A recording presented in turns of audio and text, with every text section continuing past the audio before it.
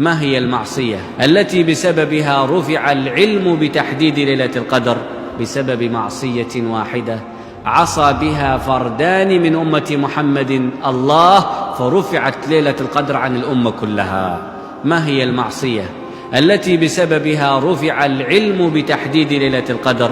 إنها معصية رفع الصوت على صوت النبي صلى الله عليه وسلم. أعلم رسول الله صلى الله عليه وسلم بوقت ليلة القدر فخرج ليخبر الناس، فوجد رجلان من الصحابة يتلاحان يختصمان، يرفع هذا صوته ويرفع هذا صوته حتى ارتفعت أصواتهما فوق صوت رسول الله صلى الله عليه وسلم فحرموا، وحرمت الأمة كلها بسببهما.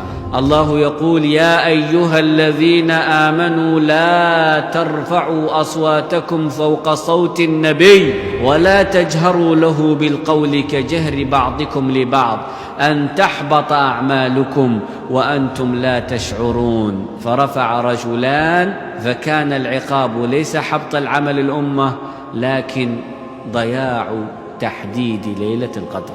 لا تحسبوه شرا لكم بل هو خير. لو علمت ليلة القدر أتدرون ماذا يحصل؟ ماذا تتوقعون؟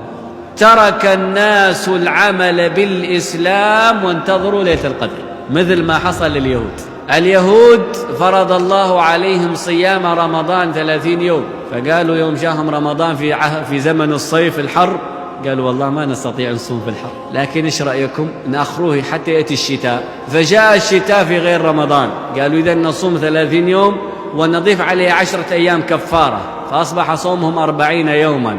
ثم لما تذكروا أن موسى نجاه الله من فرعون في اليوم 10 من محرم، قالوا إذن نكتفي بهذا القدر من الصيام، نصوم يوما واحدا ولا داعي ل40 يوما. فأصبح صيام اليهود يوم عاشوراء